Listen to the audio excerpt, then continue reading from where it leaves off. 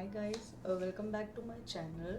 और आज मैं एक बहुत ही इंटरेस्टिंग चैप्टर के साथ एक नया वीडियो आप लोगों के लिए लेके आई हूँ, स्पेशली इंटीरियर डिज़ाइनिंग के स्टूडेंट्स के लिए और उन लोगों के लिए जो लोग इंटीरियर डिज़ाइनिंग के फील्ड में काम करते हैं ऑलरेडी और उनको थोड़ी बहुत चीज़ों में प्रॉब्लम होती है।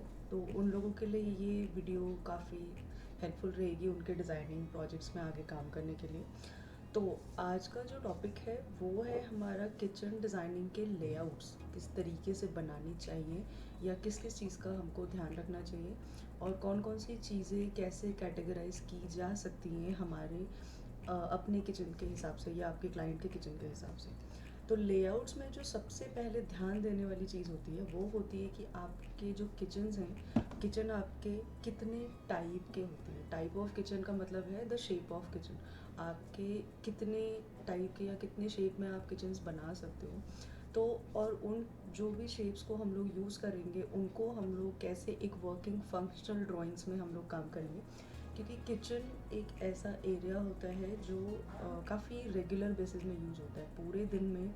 आपके घर का या आपके क्लाइंट के घर का या आप सबके घरों के जो किचन्स हैं वो रेगुलर बेसिस पे यूज़ होते हैं। तो आपको जो किचन है वो इतना परफेक्ट बनाना पड़ता है कि आपको जो भी वहाँ पर काम करेगा या आप वहाँ पे काम करोगे तो वो आपके लिए कंफर्टेबल रहे। ऐसा ना हो कि आप कोई चीज़ को लेने की कोशिश कर रहे हो तो वो आपका हाथ नहीं पहुंच रहा है, या फिर आप किसी चीज़ को निकालने की कोशिश कर रहे हो तो वो चीज़ें आपस में टकराती हैं एक दूसरे से, चाहे वो आपके शेल्फ हों, चाहे वो आपके ड्रॉर्स हों, चाहे कोई भी चीज़ हो।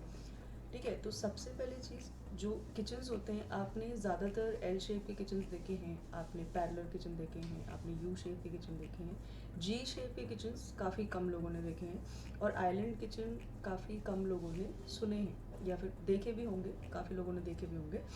जिन लोगों ने नहीं देखे हैं उन लोगों को बता दूं, आइलैंड किचन एक टाइप का किचन है जो आपका एल शेप के साथ भी चल जाता है, आपका यू शेप के साथ भी चल जाता है और आपका स्ट्रेट किचन के साथ भी चल जाता है। तो होता ये है कि आपके किचन में एक काउंटर अलग से लगा होता है, it's like a dining table, और मगर उसका साइज़ थोड़ा सा कम होता है, वो उतना डाइनिंग टेबल के साइज़ का भी हो सकता है।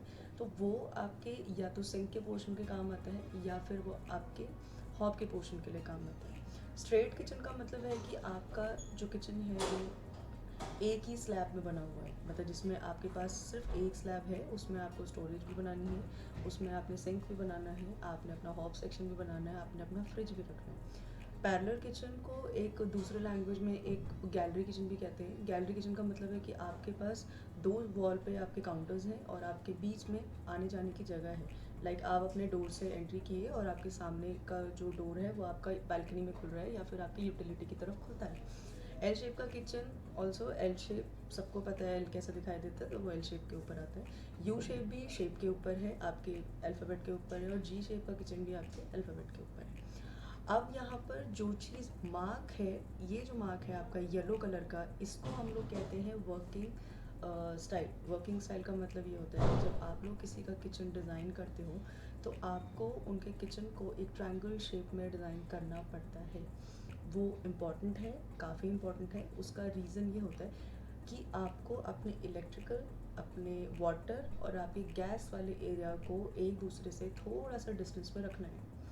जो स्ट्रेट किचन वाले होते हैं उनमें वो ट्रायंगल बनाना थोड़ा मुश्किल होता है, क्योंकि वो सारी चीज़ें एक ही एरिया में आती है, मगर ट्राई करो कि वो छोटे छोटे डिस्टेंस में ले, एटलीस्ट उनके बीच में 2-2 फीट का डिस्टेंस या फिर आपके 1.5-1.5 फीट के डिस्टेंस रहें, क्योंकि अगर पानी इलेक्ट्रिक एक साथ आएंगे तो भी वो नुकसान कर सकता है, और अगर इलेक्ट्रिक और आपका हॉब का सेक्शन एक एरिया में होगा तो भी वो आपको नुकसान दे सकता है। सिर्फ यही रीज़न होते हैं कि आपको किचन के जो सेक्शन है वो ट्रायंगल में बनाने चाहिए।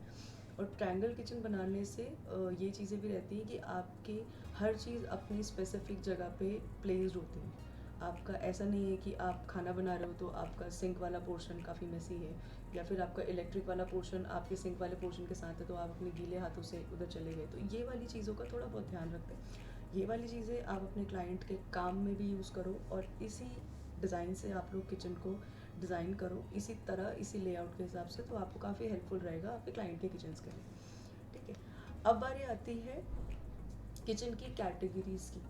कैटेगरी का मतलब ये है कि जब आप लोग किसी भी चीज़ को डिज़ाइन करते हो तो उस चीज़ का हर एक चीज़ पे एक कैटेगरी होता है। जैसे आप लोग जब अपना रूम डिज़ाइन करते हो तो आपका एरिया है जहाँ पे आपकी वार्डरोब बनी है, एक एरिया है जहाँ पे आपका बेड लगा हुआ है। तो ये कैटेगराइज है कि आपका फर्नीचर कहाँ पे रखना है, आपका अलमारी कहाँ पर रखना है, या आपका बाकी एरिया जो है वो किस तरीके से आप बनाओगे। तो ऐसे ही आपको किचन में भी ध्यान रखना होता है। तो किचन के टॉप 5 मोस्ट एरिया हैं डिस्क्रिप्शन में जो आपको सबसे ज़्यादा ध्यान रखने। आप अपने किचन को 5 ऐसी जगहों पे डिवाइड कर दो जहाँ से आपको एरिया बनाना है। एरिया बनाने का मतलब है कि फूड स्टोरेज एरिया और फूड प्रिपरेशन एरिया और पॉट्स एंड पैन्स का जो स्टोरेज एरिया होता है वो आपका, उसके बाद आपका क्लीनिंग और वेस्ट का सेक्शन जहाँ बनेगा वो, उसके बाद आपका क्रॉकरी जहाँ आप रखते हो, क्रॉकरीज वाला पोर्शन जो कभी कभी आपका यूज़ होता है। ठीक है, तो आपने सबसे पहले शुरू करना है आपने फूड स्टोरेज एरिया के हिसाब से। फूड स्टोरेज में आपकी जो पैनिट्रीज होती हैं या फिर आपके ओवरहेड कैबिनेट्स होते हैं जो कि आपके 5 फीट के बाद होते हैं, वो वाले जो स्टोरेज होते हैं वो आपको काफ़ी हेल्प करते हैं इन चीज़ों में आपके स्टोरेज एरिया को बनाने में। तो आप किचन को इस तरीके से डिवाइड करो कि आपका किचन का जो एक पोर्शन है वो पूरा food preparation food storage area में बने। फूड स्टोरेज एरिया में मतलब कि वैसी वाली चीज़ें जैसे आप लोगों को दाल वगैरह के डब्बे उतारने हैं, या आपको कुछ चीज़ें हैं जो आपकी रेगुलरली यूज़ होती हैं, कुछ चीज़ें हैं जो आपकी हफ्ते में एक बार यूज़ होती हैं, कुछ आपकी महीने में एक बार यूज़ होती हैं। तो उनके स्टोरेज के डिवीज़न बनाए जा सकते हैं। और ये वाली चीज़ों को देखने के लिए या इन वाली चीज़ों को बनाने के लिए आपको बहुत ज़्यादा दूर जाने की ज़रूरत नहीं है। आप अपने ही किचन को थोड़ा सा मार्जिन में देख सकते हैं। आप अपने किचन में जाओ, अपने किचन में जाके वो वाली चीज़ों को देखो कि आपका कौन कौन सा ऐसा एरिया है जो आप को ख़राब लगता है। कि ये वाली चीज़ है कि आपका जहाँ पर बर्तन रखे हैं वहीं पर आपका कुछ खाने का सामान भी रखा होता है, कई बार ऐसा होता है। तो आपने क्या करना है, किचन को डिवाइड करो आप डिफरेंट डिफरेंट एरियाज़ में, डिफरेंट डिफरेंट एरियाज़ में किचन डिवाइड करोगे तो सबसे पहले एक फूड स्टोरेज एरिया बना लो जहाँ पर आपका वो वाला फूड स्टोर रहेगा जो आपको कभी कभी यूज़ होता है, या फिर एक पूरा एरिया ऐसा बना दो जहाँ पे सारा सामान आपका खाने का होता है, यानी कि सूखा राशन या फिर आपकी वो वाली चीज़ें जो आप मंथली सामान खरीदते हो उनको रखने की जगह आपके किचन में होनी चाहिए। वो किचन का एरिया आप खुद बनाओगे, चाहे वो छोटा किचन हो चाहे वो बड़ा किचन हो, अपनी कैपेसिटी के हिसाब से, अपनी कैपेबिलिटी के हिसाब से आप उस स्टोरेज एरिया को बनाएंगे। ठीक है, सेकेंड चीज़ है आपके food preparation area. Food preparation area का मतलब होता है कि जहाँ पर आपका गैस होता है, गैस हॉब सेक्शन होता है आपका, उस एरिया में आप उस एरिया को ट्राई करो कि वो क्लीन रहे। क्लीन का मतलब ये है कि उस एरिया में आप बहुत ज़्यादा कोई भी चीज़ डिज़ाइन नहीं करो। डिज़ाइन करना है आप उसके ऊपर के पीछे के स्लैब में डिज़ाइन कर सकते हो, थोड़ा सा ऊपर उठा के, मगर आपको स्टोरेज के आपको अपने हॉब के आसपास के एरिया में कोई भी स्टोरेज नहीं बनानी है। स्टोरेज इसलिए नहीं बनानी क्योंकि अगर आप उस एरिया में स्टोरेज बनाएंगे तो प्रॉब्लम वहाँ पे ये होगी कि आप जब वहाँ पे चॉपिंग करते हैं या आपका क्लाइंट उधर चॉपिंग करेगा या फिर अपना खाना बनाने की जो भी तैयारी होती है वो करेंगे, तो वो वाली जो चीज़ें हैं वो उनको डिस्टर्ब करेंगी। तो वो वाली चीज़ों पे आपको ध्यान देना है कि आपने वो वाला जो एरिया है, वो जो पूरा का पूरा जो स्लैब होता है, आप ट्राई करो कि उस स्लैब को एटलीस्ट गैस के लेफ़्ट साइड और गैस के राइट साइड में 2-2 3-3 फीट की जगह आपने स्पेस छोड़ना है। या तो एक तरफ बड़ी जगह छोड़ दो या दूसरी तरफ बड़ी जगह छोड़ दो, मगर एक बड़ी जगह आपको छोड़नी पड़ेगी। बिकॉज एक बहुत ही नॉर्मल हिसाब से अगर बात की जाए आपके पेरेंट्स में, आपकी मम्मी, आपकी वाइफ या जो भी लोग किचन में काम करते हैं उसके हिसाब से, अगर आप लोग गैस के लेफ़्ट साइड का एरिया देखो तो वो सबसे ज़्यादा फूड प्रिपरेशन एरिया में यूज़ होता है, सबसे ज़्यादा यूज़ होता है। तो आपने क्या करना है, आप एक तरीके से देखो कि अगर आपने वहाँ पर रोटी बनानी है या फिर अगर आपने वहाँ पर कोई भी चीज़ ऐसी बनानी है तो आपका जो फूड प्रिपरेशन यूटेंसिल होंगे वो उसी के हिसाब से होते हैं। आप आटा गूंद रहे हो, आप रोटी बना रहे हो या आप सब्ज़ी बना रहे हो, तो जो भी एरिया होगा उस एरिया में जो भी चीज़ें रखी होंगी उन चीज़ों को रखने के लिए वहाँ पर स्पेस चाहिए होता है। तो उन स्पेस के लिए आपको कम से कम 3 फीट की जगह आपको अपने लेफ़्ट एरिया में रखनी पड़ेगी। ठीक है, तो ये वाली जो चीज़ें हैं, ये एक मैंने आपको बताया फूड स्टोरेज एरिया बनाओ, एक आपने बनाना है फूड प्रिपरेशन एरिया जहाँ पर आपको फूड प्रिपेयर होगा, उस एरिया का स्लैब आपके पास होना चाहिए। तीसरा है हमारे पास पॉट्स एंड पैन्स का स्टोरेज। आप लोगों ने देखा होगा सबके घरों में ये वाली चीज़ें हैं कि हमारे पास बहुत बड़े बड़े बर्तन हैं और बहुत सारे बर्तन हैं, मगर वो बहुत ज़्यादा कैटेगराइज तरीके से रखे नहीं जाते। तो हमने क्या करना है, आपको एक एरिया ऐसा बनाना है, आप अपने किचन का कोई भी एक ऐसा एरिया, चाहे वो आपके किचन के काउंटर के नीचे के आपके ड्रॉर्स हों, चाहे आपके काउंटर के ऊपर के आपके मतलब कि ओवरहेड के बाद के आपके या लॉफ्ट के आपके ड्रॉर्स हों, आपने एक स्टोरेज बनानी है ऐसे वाले जहाँ आप अपने बर्तनों को ठीक से रख सको। एक मैनर वे में आप उसको रख सको, आप ऐसे एरिया को डिज़ाइन करो। आपको ये चीज़ पता होनी चाहिए कि प्लेट रखने के साइज़ कैसे होते हैं, आपको ये चीज़ पता होनी चाहिए कि आपके जो यूटेंसिल्स के साइज़ हैं वो कितने एरिया के ड्रॉर में फिट हो जाएंगे। तो इन वाली चीज़ों के लिए थोड़ी बहुत स्टडी आपको करनी पड़ेगी, क्योंकि जब तक आपको एक प्लेट साइज़ नॉर्मली पता नहीं होगा, जब तक आपको एक बर्तन का साइज़ नॉर्मली पता नहीं होगा, तब तक आप उन ड्रॉर्स को डिज़ाइन नहीं कर पाओगे। अगर आपको कोई ये चीज़ बोल भी देता है कि 15 इंच का एरिया बना लो वो प्लेट के लिए, ठीक है, लेकिन आपने कभी इस चीज़ पे क्वेश्चन नहीं किया कि 15 इंच ही क्यों करना है, उसका रीज़न क्या होता है कि 12 इंच ही क्यों करना है, या फिर हम 9 इंच क्यों नहीं कर सकते, या फिर हम लोग 1.5 फीट का ही क्यों नहीं कर लेते। तो ये जो छोटे छोटे क्वेश्चन हैं ये बहुत ज़्यादा इंपॉर्टेंट है, आपको खुद में ये वाली चीज़ को ध्यान रखने की ज़रूरत है, ठीक है। इसके बाद पॉट्स एंड पैन्स का एरिया आपके घरों में कॉर्नर वाले पोर्शन भी बहुत ज़्यादा यूज़ होते हैं इस तरीके से, लेकिन ज़्यादातर इस एरिया को हम लोग अपने या तो आटा चावल के कंटेनर्स के लिए यूज़ करते हैं या फिर इस चीज़ के लिए। लेकिन अगर आपको यूटेंसिल्स के लिए यूज़ करना है तो इस टाइप के रोलिंग वाले जो पैंट्रीज होती है वो आती हैं, जिसमें आप अपने कुकर, अपने बड़ी कढ़ाइयाँ, आप ये वाली सारी चीज़ें स्टोर करवा सकते हो, ठीक है। उसके बाद आता है आपका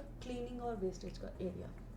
क्लीनिंग और वेस्टेज का एरिया, जब आप लोग किचन में काम करते हो, या फिर आजकल है कि डिश वॉशर के साथ में वॉशिंग मशीन रखने का प्रोविज़न है किचन के अंदर, क्योंकि वेस्टर्न कल्चर के हिसाब से हम लोग अपने किचन डिज़ाइन करने लगे हैं आज के टाइम पे, या फिर हम लोग यूटिलिटी डिज़ाइन कर रहे हैं इस तरीके से। तो आप लोगों को एक जो आपका सिंक होता है उसके जो नीचे का एरिया है, या सिंक के नीचे का और उसके बगल की छोटी सी पैंट्री आप बना सकते हो, जिसमें आप अपना डस्टबिन का एरिया, सूखा और गीला कूड़े का अलग एरिया, और आप अपने जितने भी यूटेंसिल्स के क्लीनिंग के वॉश लिक्विड्स होते हैं वो, आप अपने कपड़े धोने की जितनी भी चीज़ें होती हैं वो सारी की सारी चीज़ें आप उसके अंदर रख सकते हो। एक एरिया ऐसा बना दो कि इस वाले सेक्शन में आपने अपने क्लीनिंग और वेस्टेज का एरिया बनाना है। इसके अलावा आपके किचन में कोई और स्पेस वो वाला नहीं होना चाहिए जहाँ पर आप अपने इन सामान को रखो। जो एरिया है वो यही है, इसी के अंदर आपने फिट करना है, और आपने कैसे फिट करना है ये आपका आर्ट है। एज अ डिज़ाइनर ये आपका आर्ट है कि आप इसके अंदर ये वाली चीज़ों को कैसे फिट कर पाएंगे।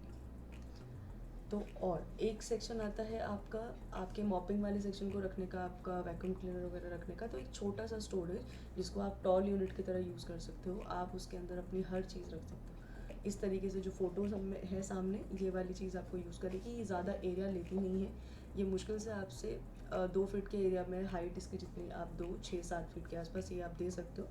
ये वाली चीज़ें दो ताकि आपके घर का जो झाड़ू है, आपके जो पोछे वाले सेक्शन हैं, ऐसा ना हो कि आपने झाड़ू रखा है तो वो कहीं भी रखा हुआ है। आप एक एरिया बना दो उस चीज़ के लिए, हर चीज़ के लिए एक एरिया बना दो।